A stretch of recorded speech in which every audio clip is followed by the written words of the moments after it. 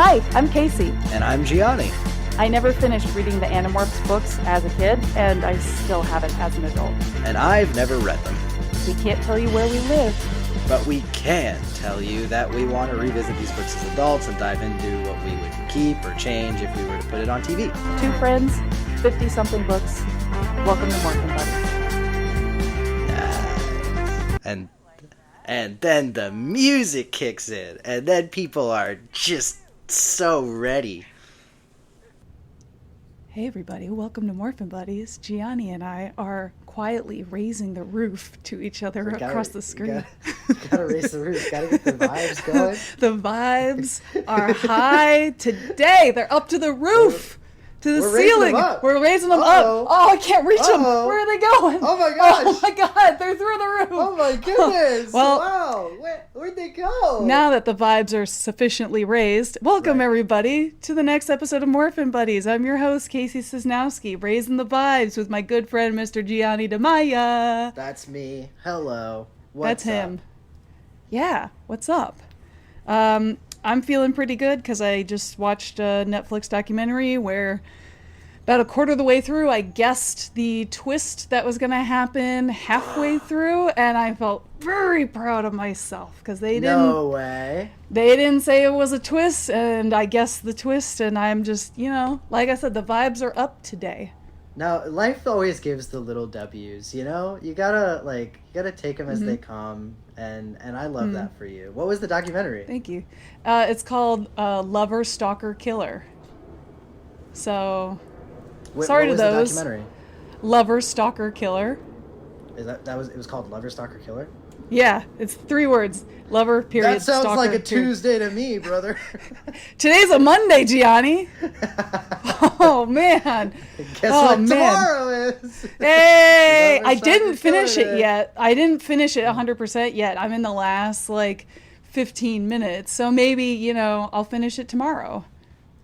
Yeah, but you already know the twist, so... Yeah, but I don't know if they get her or not. Do they get her, Gianni? I need to know. We have to watch to find out. I'll be in suspense. I also had a bit of a day. I finished reading A Court of Thorn and Roses. What is that about? For no reason. Well, you ever heard of ACOTAR? It's like Sarah J. Maas. So basically, I don't know any of these words. She's super popular. Okay. She's not quite on the level of J.K. Rowling, Harry Potter, but whatever the step right below that is, that's the modern. And so the pitch is it's Beauty and the Beast, but there's fucking in it is kind of the pitch. Wow. Okay. And so I had heard pretty mixed things. The people that I know who like that stuff and are fans of it are it's the best thing ever. And then the people that I know who read, not to disparage the other group of people, but the people I know who read a bit more, don't like it and say it's really trashy and bad. And so I was like, well, I have to know for myself. You always like a little trash in your life. Yeah, I mean, and honestly, they were both right. I thought it was fun. I thought it was really trashy, and but there was a moment in it where they give the character a riddle, and the second the riddle drops, I was like, oh, it's this, and it was, but it wasn't until several chapters later that it's this whole big reveal what the answer to the riddle was. I was like, oh, I was right. Gianni, you should have been there. I mean, if I was her. Well, Mr. Gianni, we got another fan mail from our buddy Ryan. No way! Hi, Ryan. What did Ryan say? So Ryan is the one that wrote us the longer emails that we couldn't read all of them on the podcast. First off, Ryan said, thanks for the shout out in the Andalite Chronicles episode, which was just released this past Friday. Yay! Yay! And Ryan says, you assume correctly that I am a he. Thanks for the confirmation, Ryan. That helps. We like to be as respectful as we can. Sometimes we forget. Absolutely. Absolutely. But that's good to but know. we try our best. Nobody's perfect.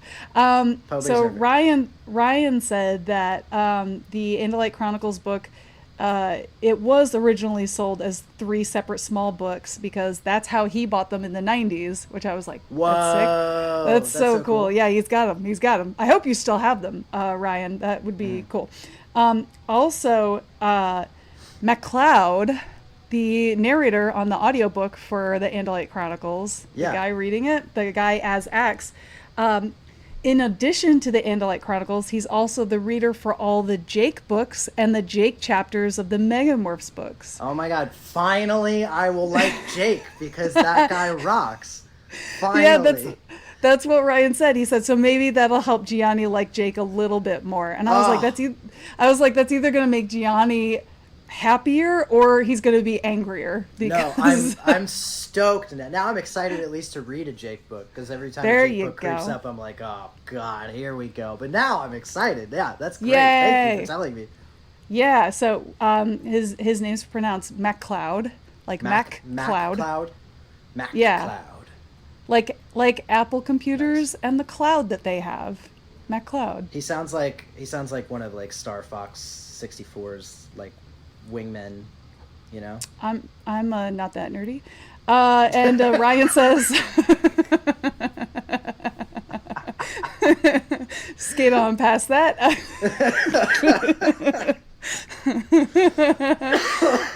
Oh man, I'm Oh killing wow. Gianni over That here. was funny. That was Um, really funny.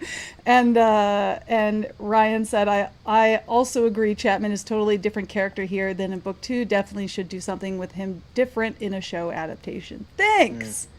And I For was sure. like, total agree, sir. So reminder to everybody what book this is. This is The Escape. And what was the front cover of this book, Gianni? Oh my god, it was a nightmare. It was it's Marco diving into the water and slowly but surely becoming a hammerhead shark. That's But what he does.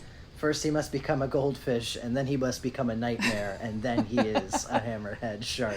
There he goes. That's the natural progression of things. Mm. So what did you think about The Escape? Was it just as good as the other Marco books? Hard? No. I have some hot takes about the escape. Oh, good. Excellent. Okay.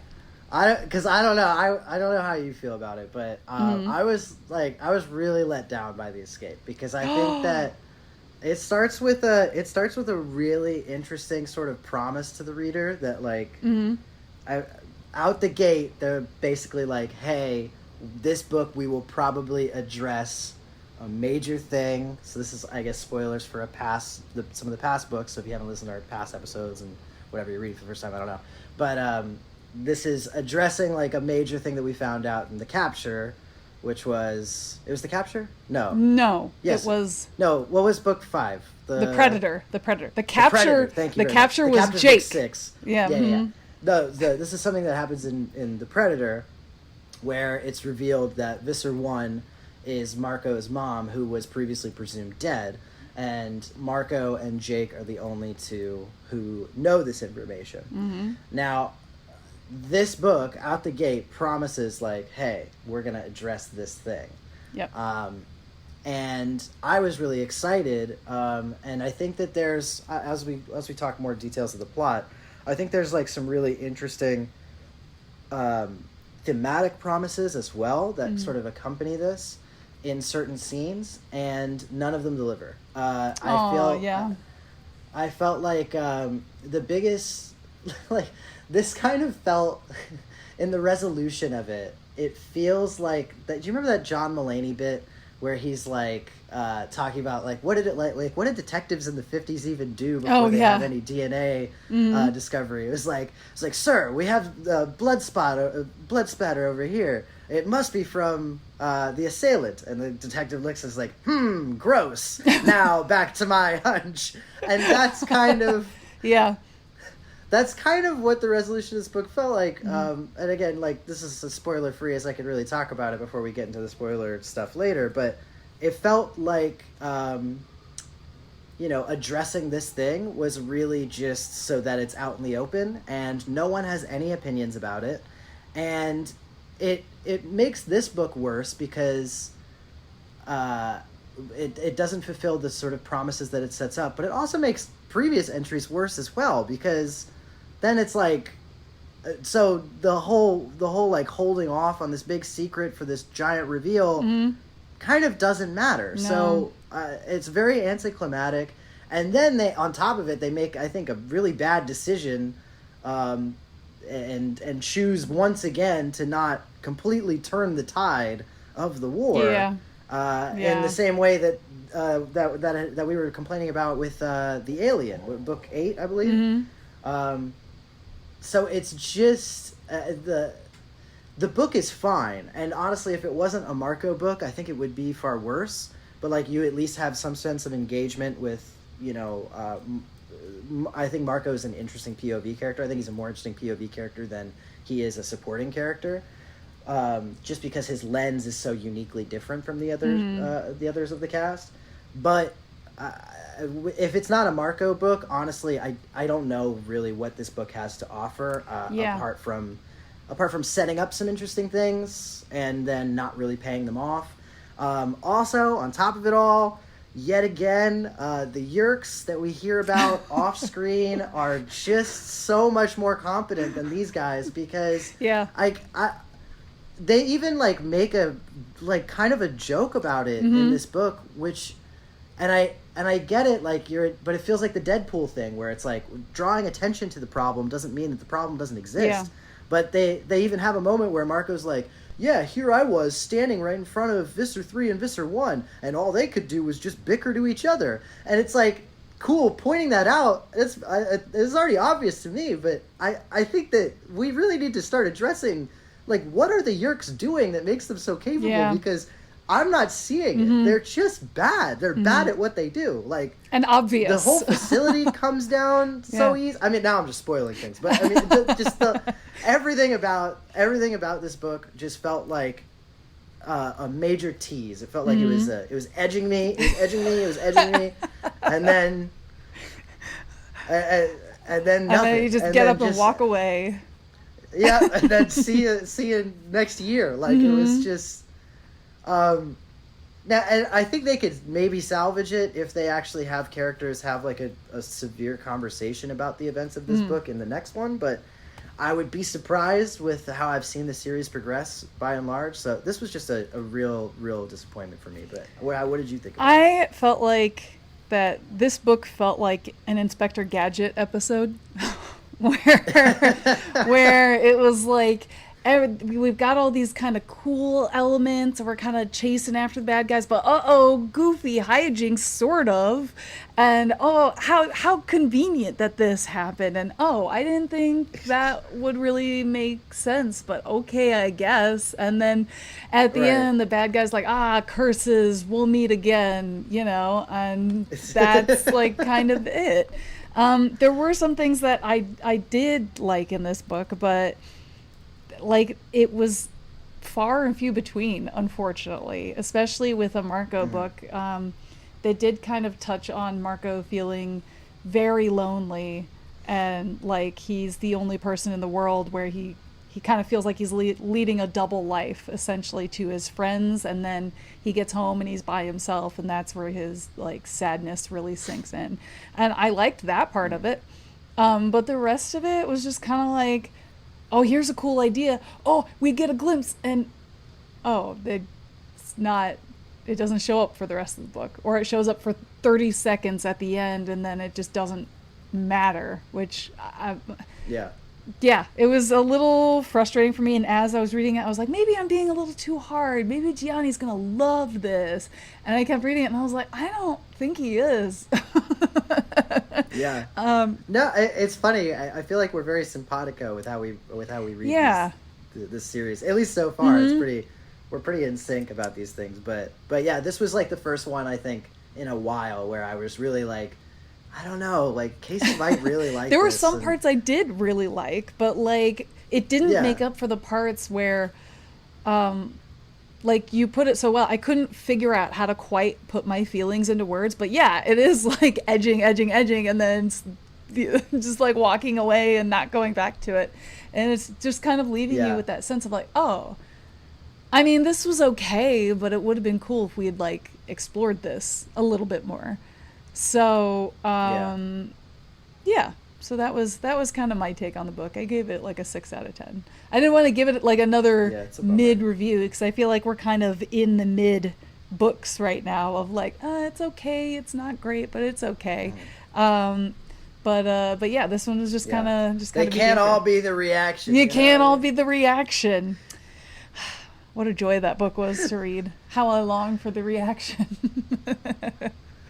I'm just so happy that like because I know we only got like one email about it, but it really does bring joy to me every time I go on like these Reddits or whatever, and everybody's like, yeah, kind of a forgettable book or whatever, and I'm like, we're the one podcast being like, This you is guys awesome! need to go back.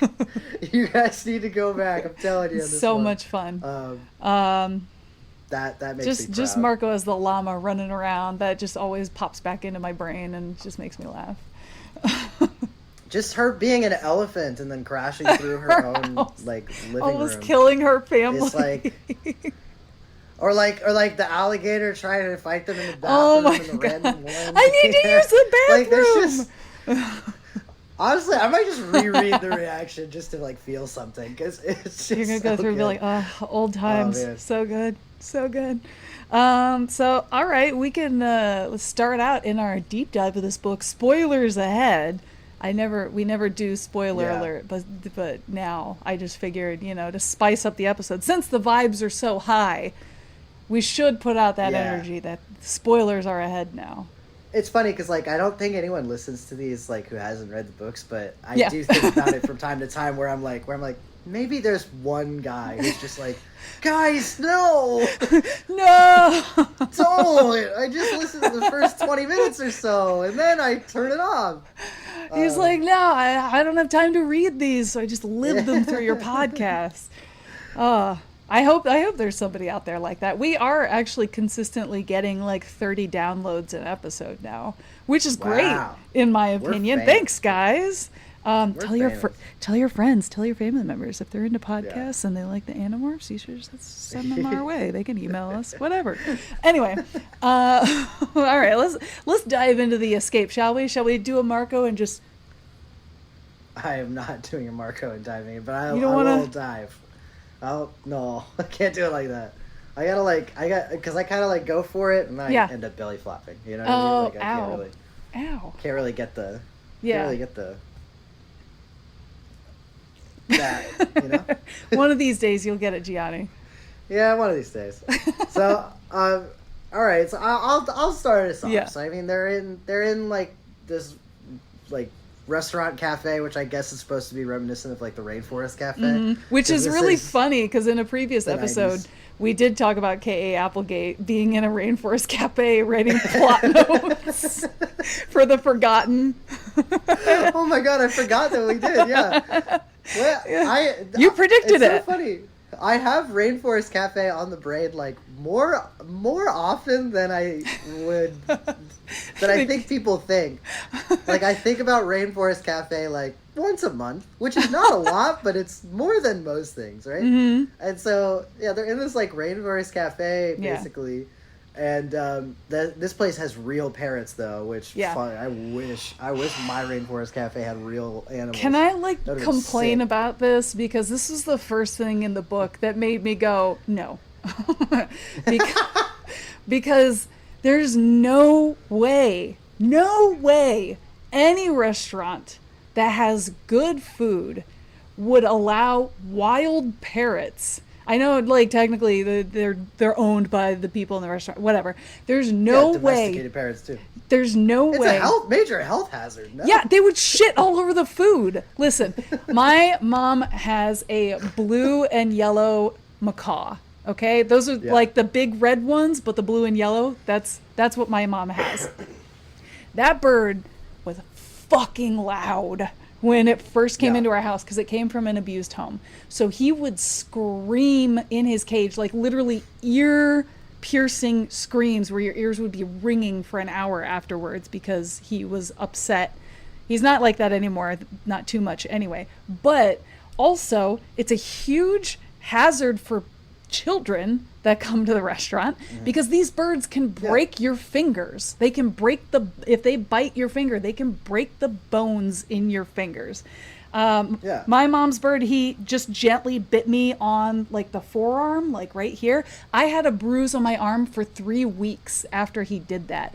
Like, they will fuck you up. There's no way a restaurant would have these real fucking parrots flying all over everyone and shitting all over their food if it's a well done restaurant. There's no way. Right. I agree. But two things. One, as we've already discussed, this is the 90s. The 90s was the wild, wild west, baby. They had no laws.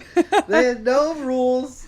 Nothing. They didn't even realize they were supposed to be... They were like health hazards at restaurants. No. What are you even talking about? What are you saying? It's a place where you sit down and then they give you stuff. Yeah. Like, what? Put What it in are you your going to complain about? Put it in your maw and be quiet. Yeah. And then the second is... It's a Rainforest Cafe. Like... Well, I don't know if you ever had the food at a Rainforest Cafe. It's an Amazon Cafe, Gianni. But yes. That's true. Yeah, the food at the Amazon Cafe is far superior.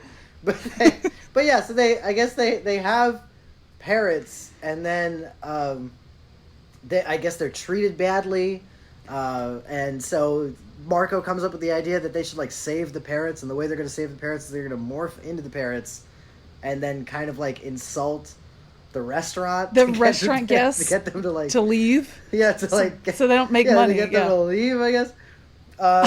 And so then they get like put in a cage. Basically, none of this matters. I don't know why I'm like going so into the parrot But thing. also, none of it matters. Jake only approves of this because Cassie wants to do it.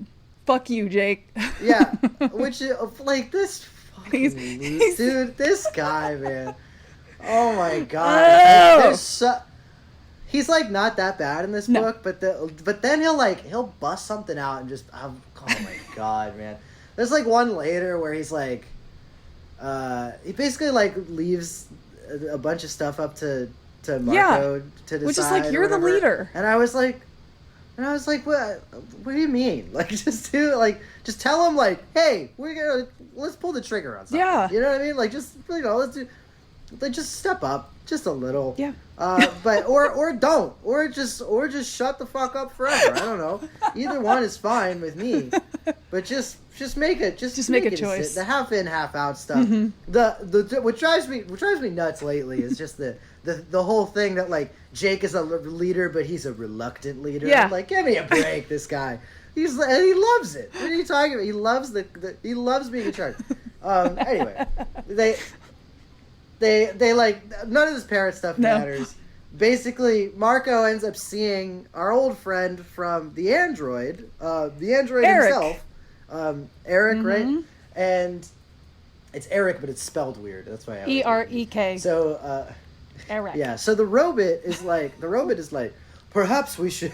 He's such a robot, dude. Everything he says, he's so robot. I'm like, anybody who talks to this guy would immediately be like, is something wrong with you, dude? You act like a robot. Then you'd be like, I also like that he came to the Amazon Cafe by himself. Like, he knew our Animorph buddies were going to be there saving parrots, and he's like, oh, hello, Animorph friends. And they're like, shh. Just ring me up on the phone. Like, what are we doing? Like, or like, ride your bike to my house, or I don't know. Yeah, like, go to Cassie's barn. I mean, I get it's the '90s, and like, everybody's just gonna be everywhere at all times. But like, dude, just give me a ring. And so Eric saunters up and is like, "Hello, is it Marco? May I speak with you in a conversation over here for a second?" And Marco's like, "Yeah, sure, dude. Saw you like murder like a bunch of people, but yeah, cool." Which he, chill. yeah. And so they walk over. And for whatever reason, Eric is like, perhaps we should speak without these guards, and then like lets down his whatever force field and reveals his true form, which is literally just a reminder to the audience because there's no reason why he has to give up this whole gambit. But he's like, let me speak to you now in my Sphinx robot-looking body, my dog body, just a weirdo, absolute freako, and so. They're standing there, and Marco's like, but what about everybody else seeing us? And he's like, don't worry, I have you in a force bubble, which projects an image of a couple of security guards talking. No one will bother us. And I'm like, all right, I mean, sure. I don't know if you've ever been anywhere where there are, like, people around, but, like, just because two people are talking, I'm telling you, Doesn't matter. It doesn't mean that no one's gonna walk close Yeah. to you. And he describes it as like this 15-foot, like, circumference or whatever. I'm like, someone's gonna walk in that. Just be like, what Some old lady's gonna be like, Crazy. "Excuse me, sir." Oh, and it's another thing with this book. And I've been saying this for a while now, is that this is the whole Animorphs thing. It's becoming like the worst kept secret of all time. And yes. This book especially, because there's just like so much. Like, why so do you much. have to do that? And so anyway, they're talking, they're chitter chattering, and Jake's there too, by the way, because why not? And Eric is like, there is something I must speak with you about, someone you know. And then like Marco's like, it's cool, Jake knows, but he's the only one, so don't tell anybody else. Yeah, which is like, if you busted that out and Jake did not know, immediately Jake's gonna be like, what the fuck are you talking about? Like, and knowing Jake, he's gonna scream it at Marco. Oh yeah, how could you not tell us? Are you keeping secrets? That's actually, in fact, that's the only reason that Kay Applegate wrote it, so that Jake knows, because she's like, I wrote Jake to be an asshole, and the only way Jake's not going to be an asshole about this is if he already knows. Mm-hmm. And so, Eric's like, your mother is in an underwater facility. Your mission, if you choose to accept it, is to go, infiltrate this underwater facility, and see what they're up to down there. And Marco's like, do we have any information? And he's like, no. He's like, okay, well, I guess we're going underwater. Yep, we're going to go on an island. 20 miles offshore or something, they described something like it. That. They're like, all right. So they also mention... I was just going to say, they also mention these new alien species, which Gianni is such a big fan of, called the Lyrans, that the Yeerks are trying to make controllers, because now they want underwater controllers to put Yeerks in the Lyrans' heads, but the Lyrans are psychic and they can read everybody's mind, so they know what the Yeerks are trying to do and they don't want any part of it. So now the Yeerks are like, okay, we'll just capture you by force and force a Yeerk somewhere into your body. Doesn't matter where, it's gonna go somewhere. Yeah, so who knows if the Lyrans are their natural habitat is freshwater, saltwater. Doesn't matter. Who cares? Doesn't matter. Let's take them right out of their fucking planet and put them on Earth, because. Let me just get it out. Let me just get it out now. All right, so the big master plan for the Yeerks here, jumping ahead in the novel, the big master plan here is that we're gonna take over sharks. Yeah. So that we rule the ocean. Yes. So they're gonna make sharks more intelligent with some sort of chip, and then they're also going to build them ear canals so that the Yeerks can inhabit their brains. Which is like, how much like morphine do you have to put the sharks down for surgery? How are you going to ensure the sharks are going to survive the surgery? How are you going to create an ear canal where there is no ear canal on a fucking shark? How are you going to make sure it's connected to the brain and they don't get blood clots and die of a blood clot in the brain? Dude, you can't do that. You can't put all of it aside. Let's say, excuse me, let's say they have unlimited resources, right? Mm-hmm. And let's say they are completely able to do this with the entire shark population in the water. Mm-hmm. Congratulations, humans will just no longer go in the water, because what do we need it for? Yeah, like you've been here for so long. You know that no human is running any operation on open waters that's going to affect anything in the rest of the population. Especially not if you're sharks. I mean, it's one thing if you're taking over every submarine that's around, and then you're gonna torpedo you're gonna shoot the nukes from the submarines or whatever you gotta do. Sharks are the last thing that anybody's gonna. I mean, what are you gonna do? Like, especially we'll get the humans now, and they'll never be able to go to the beach again. Ooh.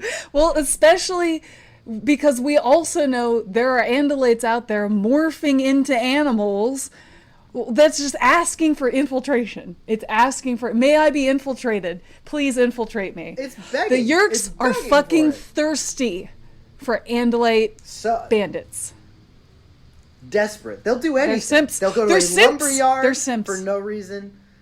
They'll go to they're big simp energy. Big honestly. simp energy. It's really making a lot of sense. This is the dumbest fucking plan I've ever heard of. It is. It is. I totally agree with you. I was thinking about this. I was like, this is a lot more complex than like. I mean, if there was just like okay, if they were just like using it as just like a base of operations or something, like away from society, honestly, that would be fine.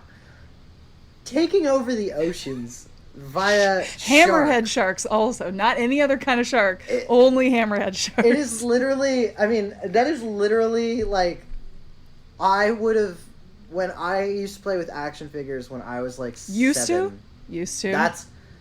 That still do. When I play with action figures now, that's something that I would come up with for the action figures, because you're just trying to get to the action and you just want shark you want shark eat, shark fight, shark munch. That's all that it is. And so I would almost rather Applegate and Co.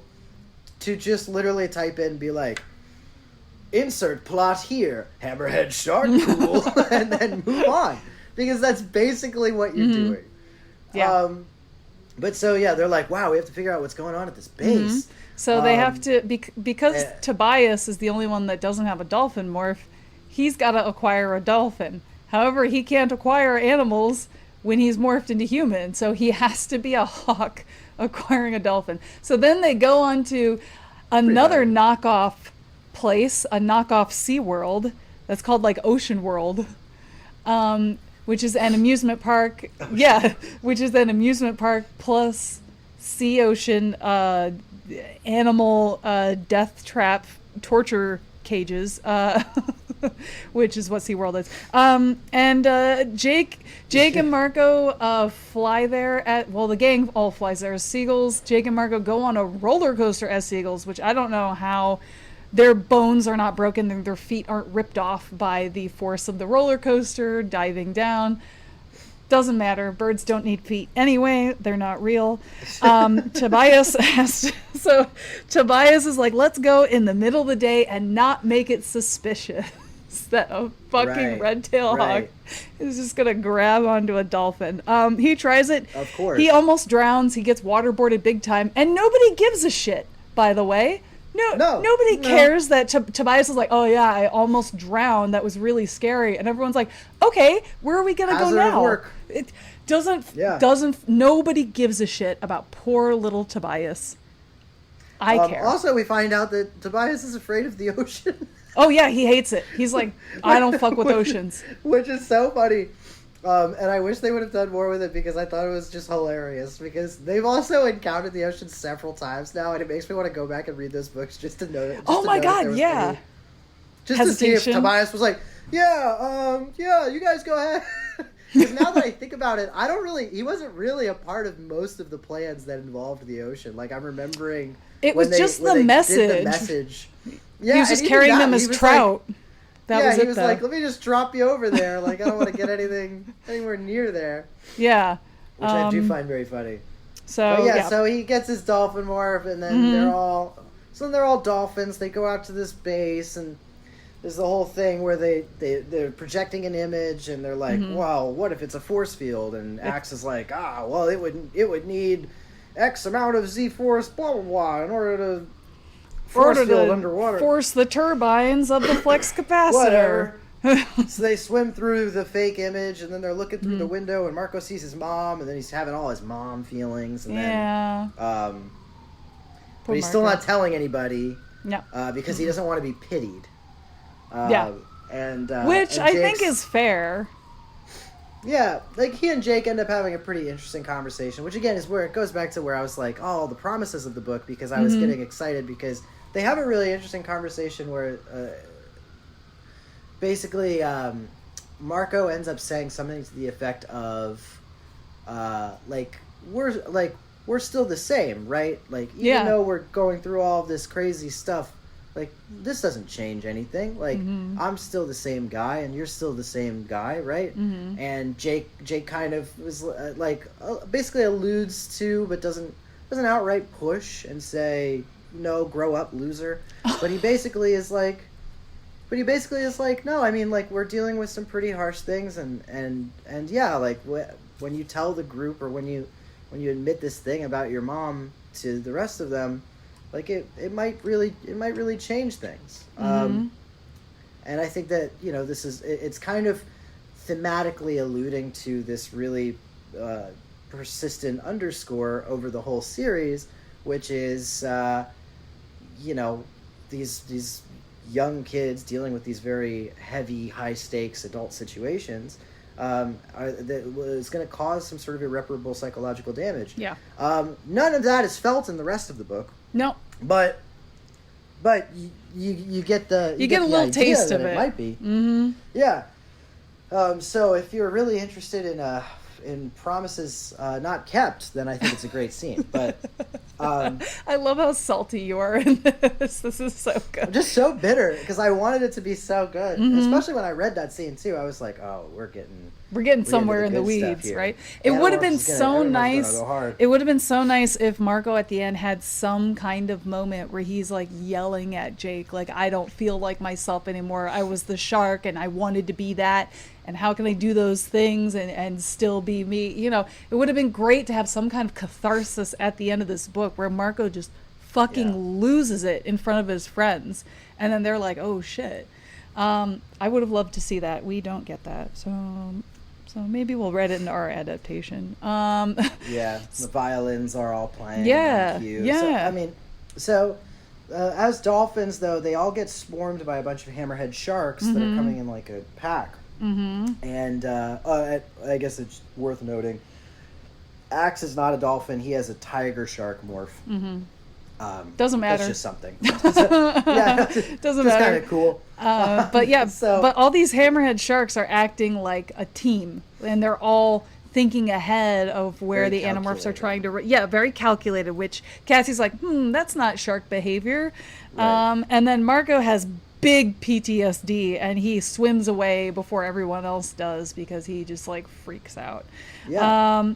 So they decide the way they get out of this is to leap above the ocean surface as dolphins. Fuck Axe, because Axe can't do that as a tiger shark. No, good luck. So Axe gets eaten, I guess, and everybody else leaps above the surface, and that and then as they're doing that, an alarm sounds, or a siren sounds, and all the hammerhead sharks go back towards the underwater base. And everyone's like, that was weird, right? Yeah. Yay, we're alive. And so they go back, and I guess they go back to the underwater thing, or they're swimming by it. And when Marco is looking and he sees his mom's office, he sees a weird frog thing in a glass submarine. That's with Marco's mom. Most definitely is the Lyran, but he's like, I wonder what that is. I kind of imagined him like the king of the Jar Jar Binks people. The frog guy that's like... There's like a D&D race that's like frog people, and that's what I was picturing. Yeah. But you know, it could be anything, you know. Yeah, but could be he's anything. Just kind of a froggy dude. So they go back because they're like, we have to figure out what's there, but not before they go, because they want shark morphs. They theorize that they need shark morphs, so they go back to the SeaWorld-esque place, right? Also, I do want to mention Marco hates Lord of the Rings, but he loves Bob Marley. Yeah, Marco can catch these hands. Because me too. I was like, oh, Gianni's not gonna like this. I also like, why does Lord of the Rings need to catch a stray just for you to say you like Bob Marley? Yeah, it doesn't you know, cancel out the dislike for Lord of the Rings. Like, little known fun fact about me, I like Bob Marley quite a bit, and before I knew what cultural appropriation was, I did have dreadlocks in my youth, and this is real. That's sick as fuck, dude. That's awesome. This is true, and I did. And but I also always liked Lord of the Rings. Like they're not mutually exclusive interests. No. So this was like why he's, and then like he like says something in like a Bob Marley voice, and I was like, relax, Marco. You don't need to write all this. He's in his feels. He's in his feels. You don't got to do all that. But yeah, so they go back to like the SeaWorld place or whatever, and Axe is just. God. Axe is just raw dogging his regular old body because they gotta get these morphs. And when they all say duck because a security guard is coming around the corner, Axe just stands there like a fucking jackass. And he's like, what shall I do, Jake?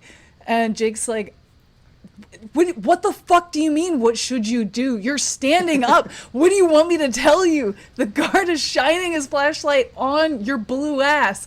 Like, what do I do? And then Marco stands up and he's like, hello, guard. Which way to the sharks? and the guard's like, what the hell is that thing? Rightfully so, because Axe is Axe. Mm-hmm. And then another guard comes in and is like, an Andalite. Mm-hmm. And the guy's like, what the hell's an Andalite? And then that guard knocks the other guard out and is like, he won't remember this, probably. Get down on the ground, Andalite, or whatever. There's a whole scuffle that ensues. They run. And a whole bunch of chaos, and they're all, like, running or whatever. Basically, all ends up with, there's, like, a moment where, like, there's sharks below him, and Marco's, like, hanging off a thing, and he's like, I gotta drop right on it and hope that it like stuns itself enough that I can take the morph and then we can get out of here. It's successful. They get out. Marco glosses over these events in the very beginning of the next chapter where he's like, there were 2 missing guards, and the one guard who woke up said something about some sort of blue alien, and they thought he was crazy, and the news did a whole running piece on it. Oh God! That's it. I wish I'd written down the title of the news, because I remember reading it and just being like, "Are you fucking kidding me?" Like, no. The worst kept secret of all time. At this point, it's just a running bit, because especially after the reaction, it's like, dude, there's literally like we could just get away with anything at this point. Like, you can't keep getting away with this. That's I can't wait. Bad reference. That was good. It was really good. Yeah. Thank you. There's of the 30 listeners, there were 2 people who were really thrilled. Who were like, Jesse. I knew this one. They got it. I can't wait till we get to like the last book of the series, and every single person has individually found out about the Yeerk invasion. Yeah. And then they say it out loud, and they're like, and the Yeerks are invading, like into a microphone to the whole world, and everybody's like, yeah, well, no, we all knew that. Yeah. We're aware. I read about that in the paper, and then there's one guy who's like, what? He's just like, I just got out of the hospital. What happened? Yeah, what the fuck are you talking about? What's going on? Yeah. I've got a sort of idea lurking in the back of my head. I'm wondering if maybe when we get to the last book, we should do like a live reading of it, where we like trade off chapters and just read it out loud and can react to it in real time. I don't know if that's something people wanna hear or see or anything. Let us know if you think that's a good idea. But I thought that might be fun for the last book. This is us putting out an open poll. You can just simply email response and say yes or no. Yes. And we will tally those, and whatever wins is what we will do. So, if you are enthusiastic about it, you can say fuck yes. If you're not enthusiastic, you can say fuck that's no. fine too. But yeah, that's totally fine. Next day. That's the running poll. Yes. Your vote matters. Your vote does matter. Please vote. Don't care how you vote. Please vote. Anyway, next day, Marco goes to school, and he has the brilliant idea, the genius of all geniuses, in the middle of the school day, to go to the community pool at his school and morph shark in this pool. First off, this is not a saltwater pool. There are chemicals that will... Shark dead. Shark dead. Shark will die. And this Shark is... dead, Marco dead. Shark dead. Middle of the school day, anybody could walk in. He's also by himself, also trying out a new morph by himself. What's Jake gonna say about that? Nobody's around. You don't even have the decency to bring someone with you and say, look, I really need some help, please. Can you just be with me for this?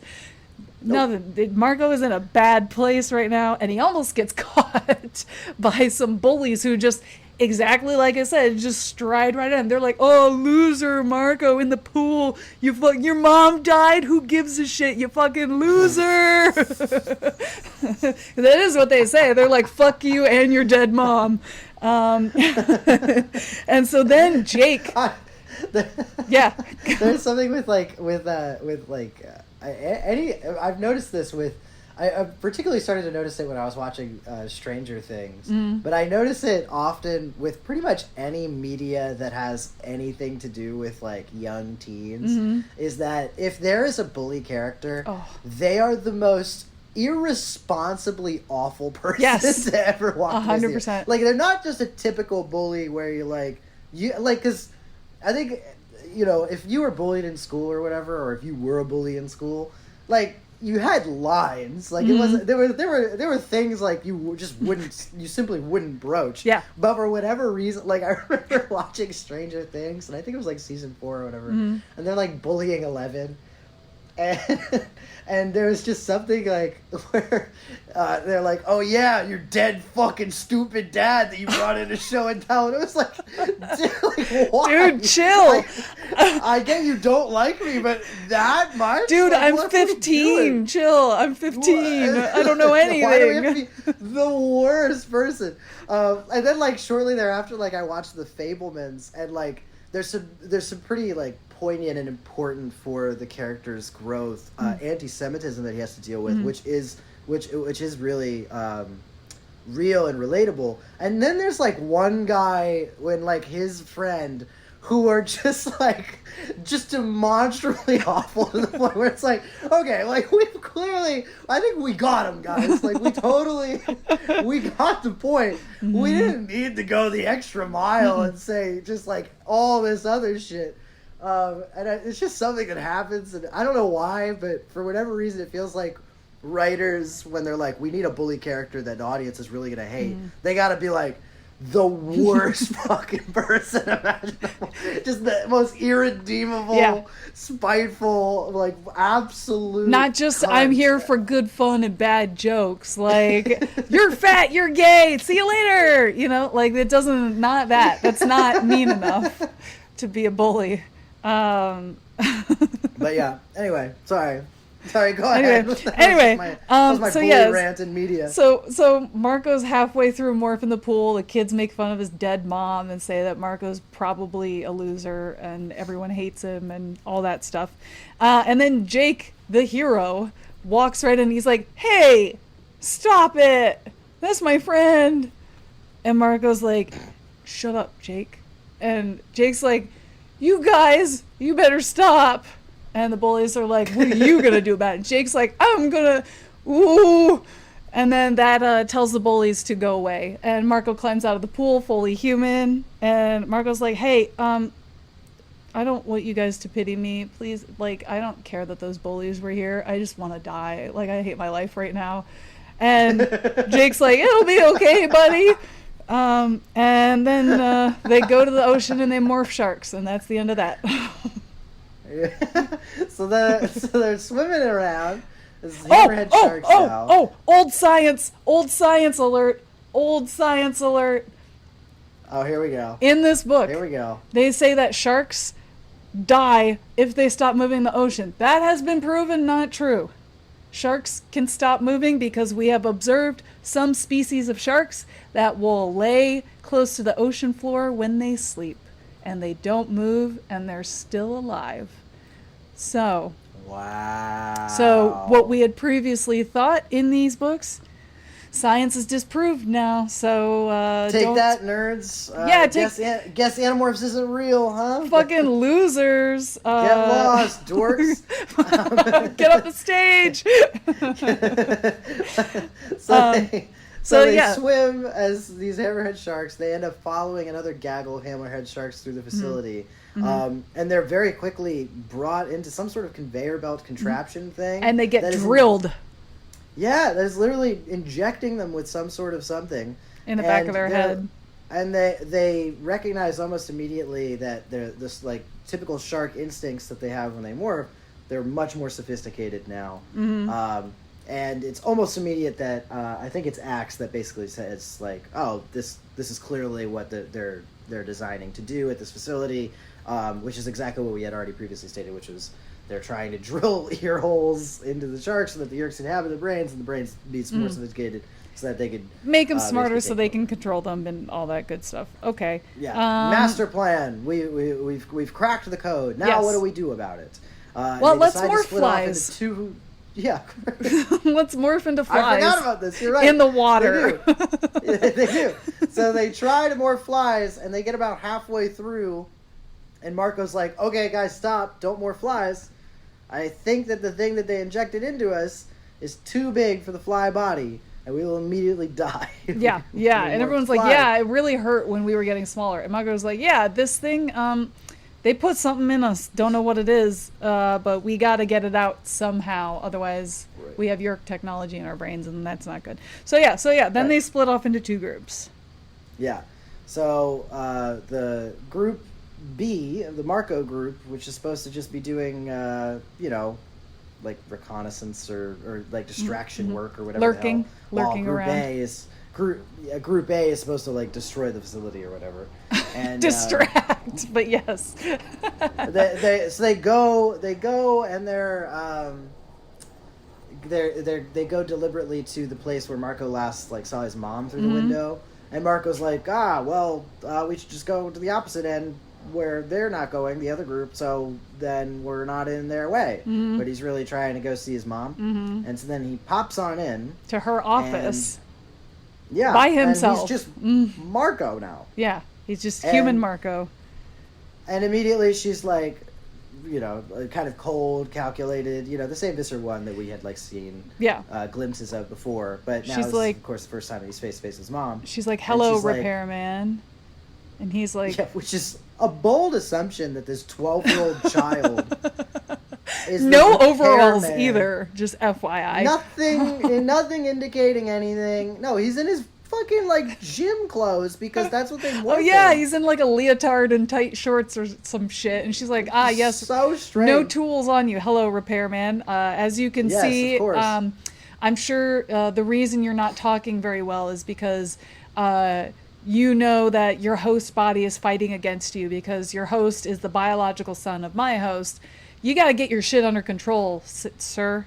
And he's like, I'm 14. Yeah. And she's like... Yeah, Visser 1 is like, this bitch won't shut up inside my head, but I always have control.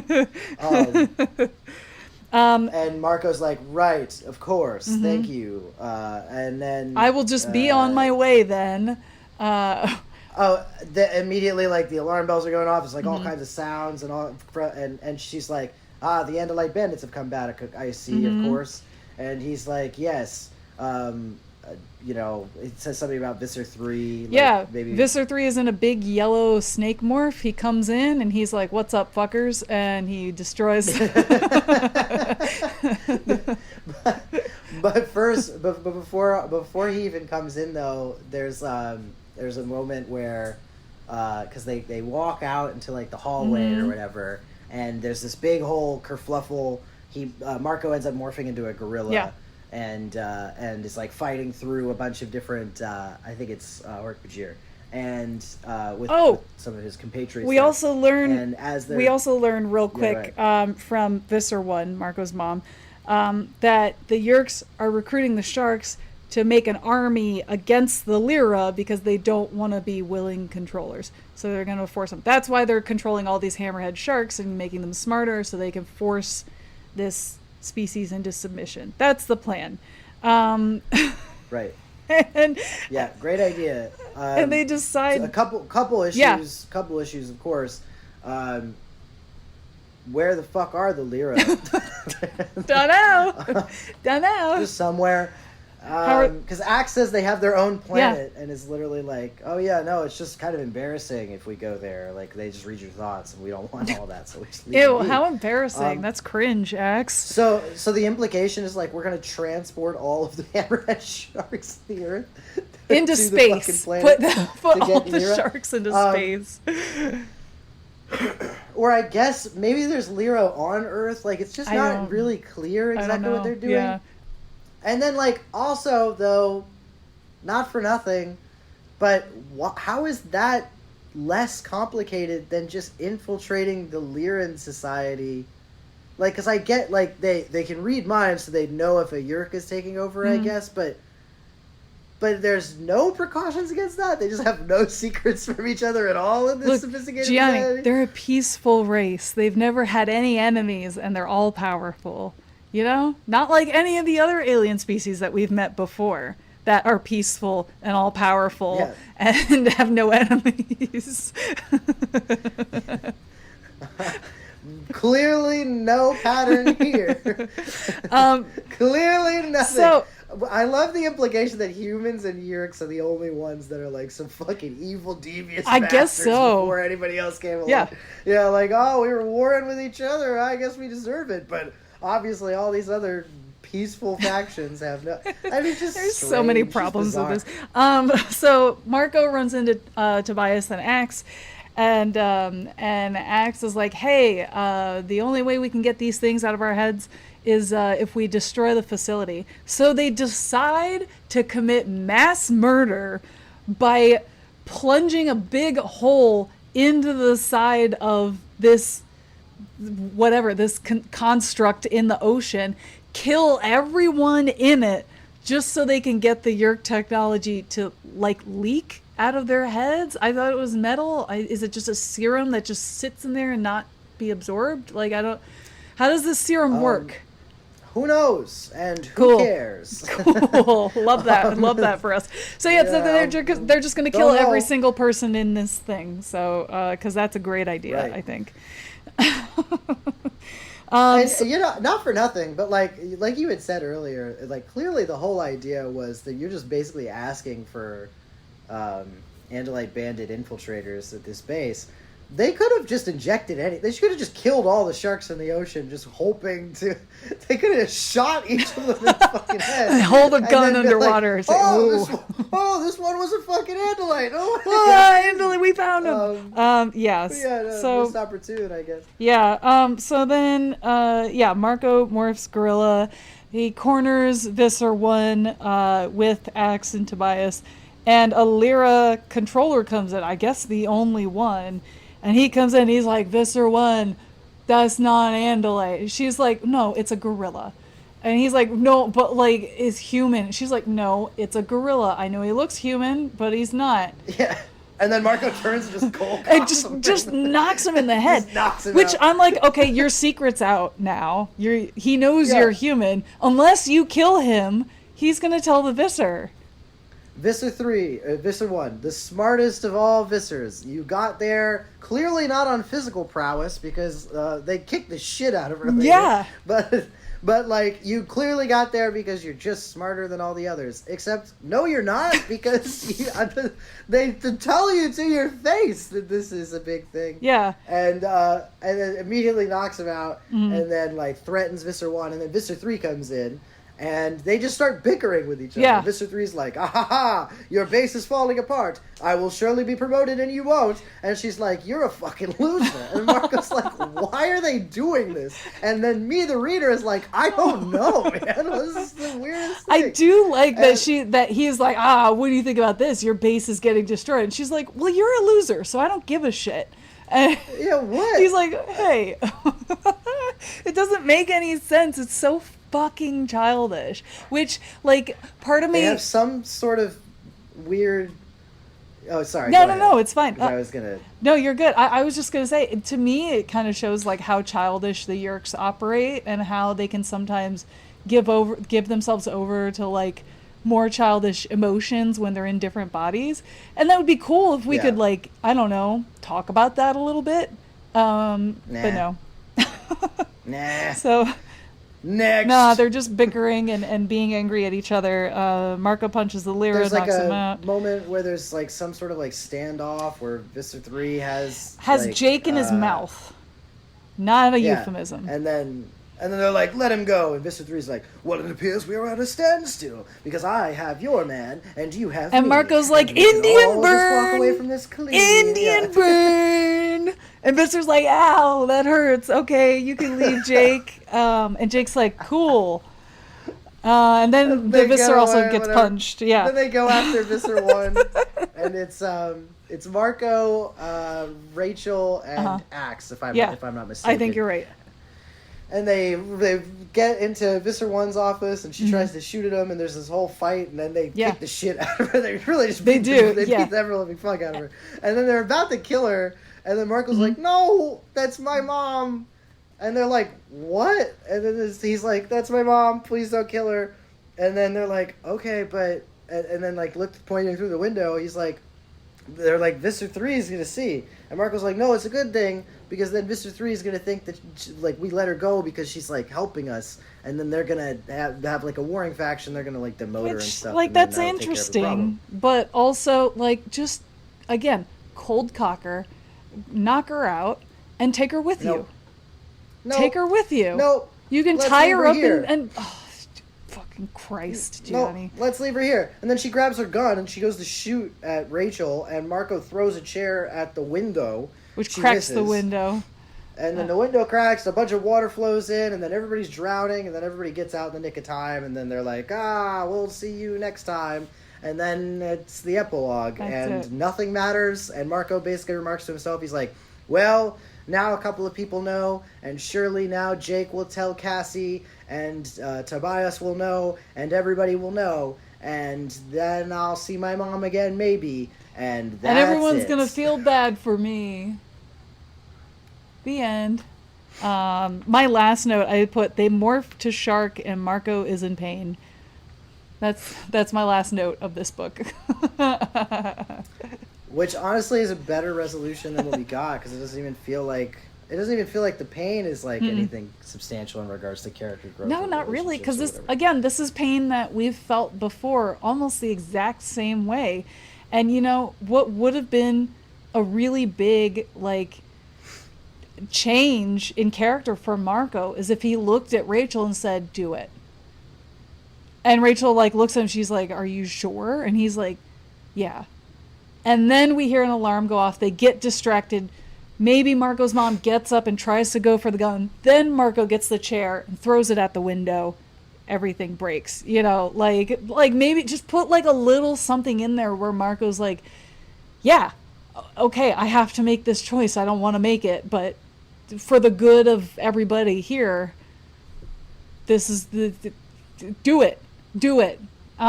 Because didn't he say he felt, well, not necessarily like some kind of relief that she was gone, but he felt when he thought she was dead, there was a little bit of closure or something. There was something that he felt that he was satisfied isn't the right word either. He said he remarked something to the effect of when he sees her in the office and she's like cold and like he does have a sense of relief because he was wondering how much of his experiences with his mom were just her being a yerk and not actually his mother. Yep.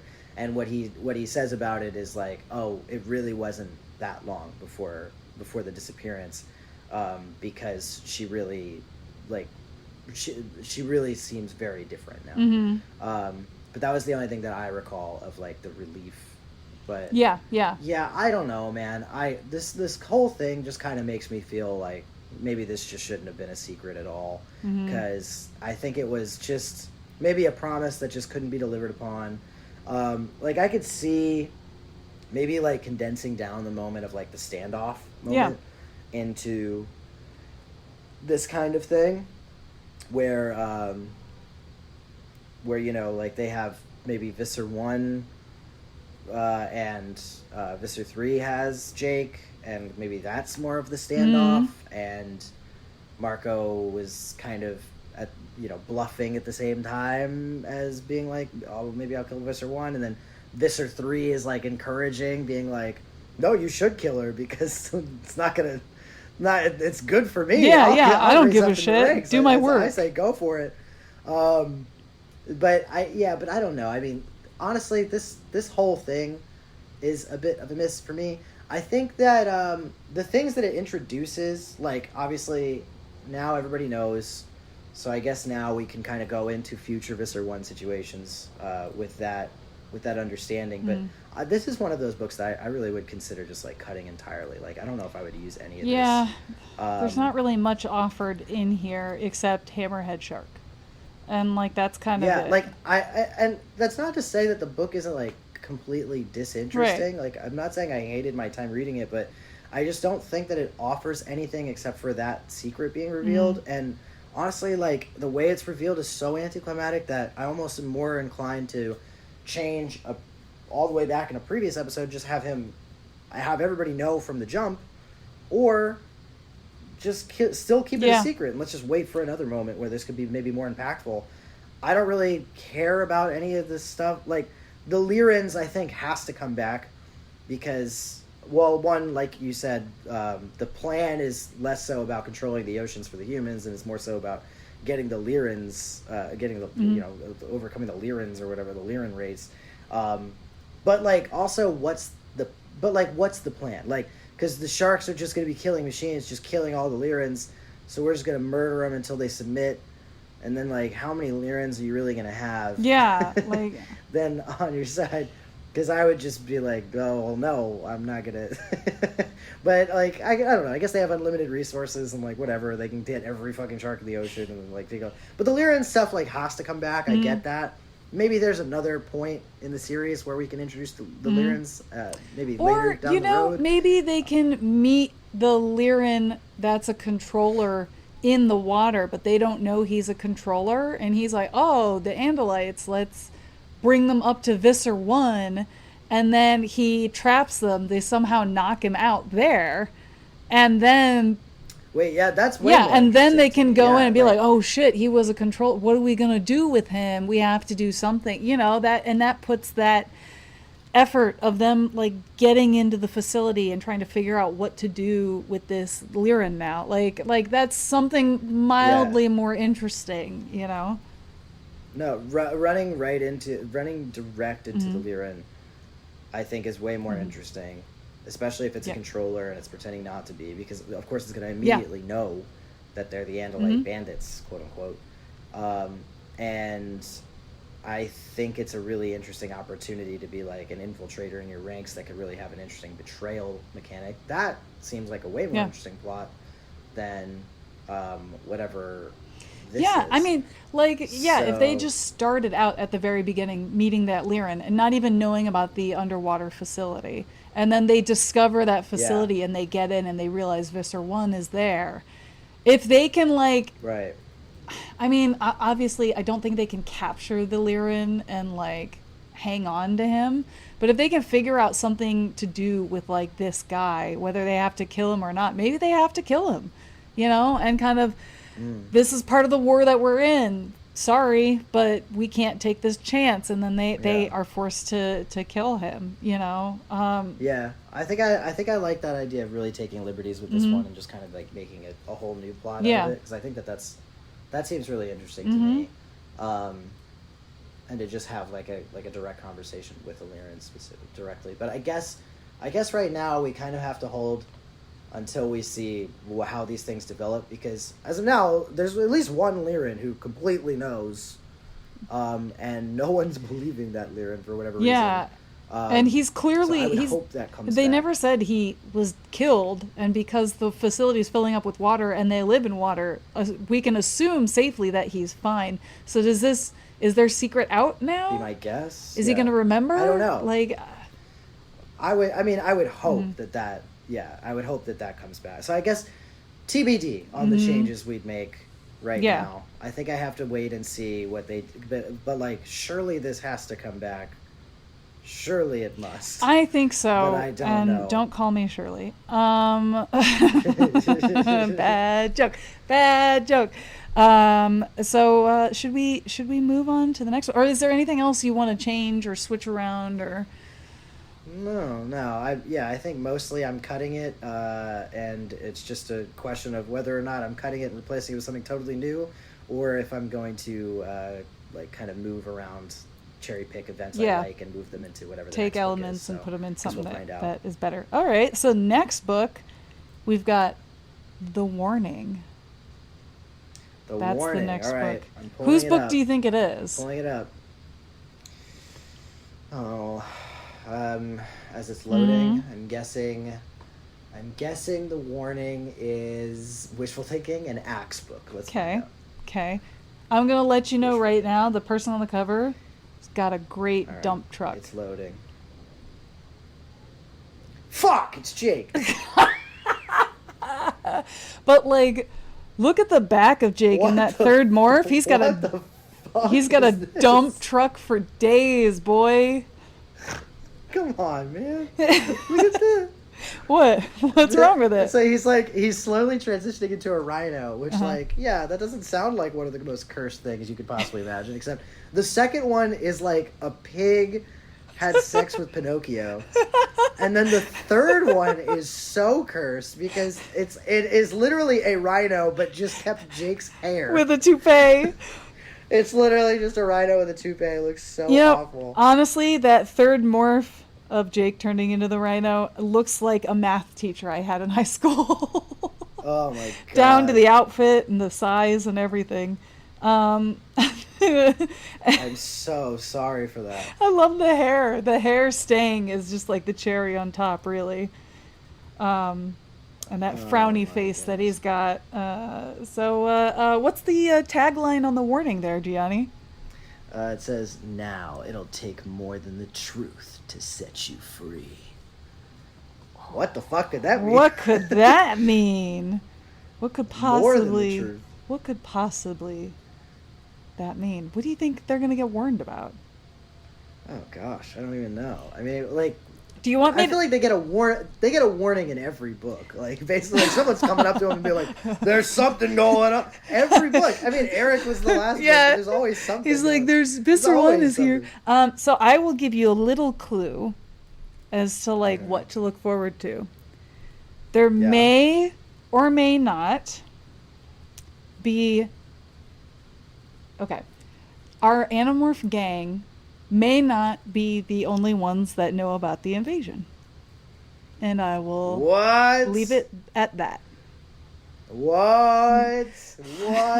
Wait, is this going to be like a crossover episode? With they have their B cast just in case this cast kicks the bucket? Yeah, that's like, their backups.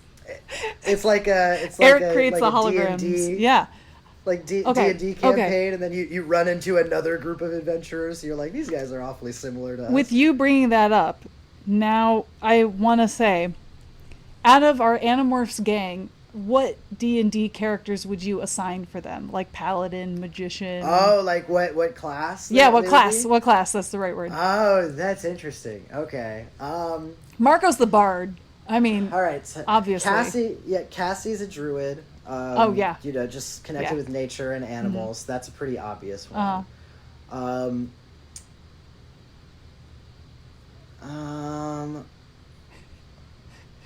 I feel inclined to say Axe is like a ranger. Oh. But I also think Tobias is a ranger. So I think I'm gonna say no, he's pretty dumb. No, okay, so I think Axe is barbarian. Yeah. Because I think low intelligence, and I think that he's more of the bruiser, like the guy who's gonna fight, right? Mm-hmm. I think Rachel would be a berserker. Is that a class? Well, like a barbarian. Oh, is that the same thing? It's like a subclass of her barbarian. Oh, just kidding. No, because like Rachel to me strikes me as like more of a fighter type, because I think it's a bit more. Well, okay, no. So here's what I'll say. Okay. Axe is fighter. Rachel is barbarian. Because I think the only difference is like the polish of it. So like Axe is a little bit more polished in like fighting mechanics.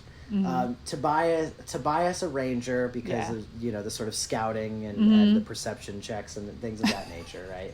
Yeah. And then Marco Bard makes sense to me Yeah. solely because funny, boosts morale, easily gives people inspiration. Yeah. The support from that perspective. Mm-hmm. And then I guess like Jake is there. He's the sidekick. No, Jake is like warcaster cleric or something, like it's, Cleric, sure. maybe, but like it doesn't really heal anybody. But I'm Is he just like a thinking, monk? Is that a thing? I don't play D&D. Monks are a thing, but I don't think any of them are. I think the only one that could maybe be a monk is Axe, but I think I like fighter better for Axe. I think because yeah. I think that I consider the tail more of a weapon than, because like monk is more like hand to hand combat. Oh, right? okay.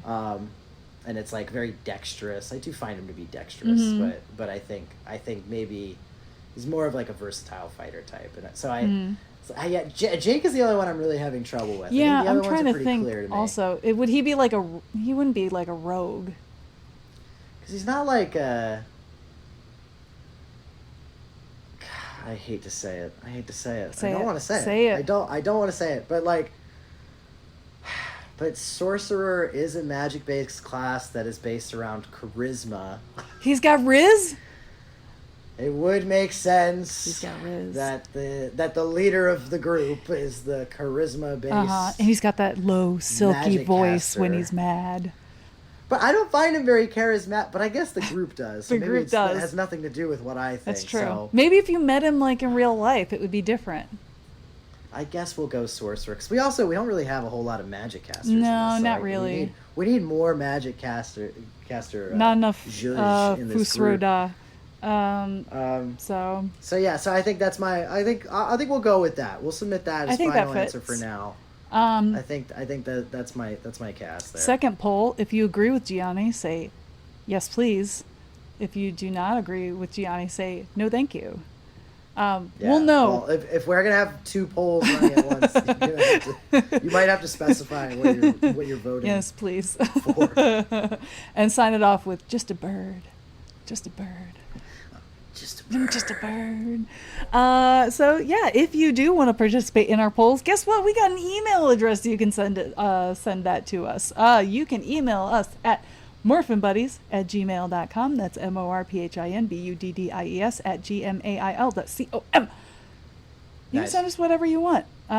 We're always big fans when we get fan mail. So thanks, guys. We like participating in discussions and getting little tidbits and getting educated a little bit because we don't know a whole lot. We only know a little bit. Put us in our place, man. We're big dum dum. So yeah, put us in our place. We like it. Consensually. We like it. We will consent to it. Dare I say we love it. So thanks for tuning in, guys, and we will see you for the warning in our next episode of Morphin Buddies. Bye.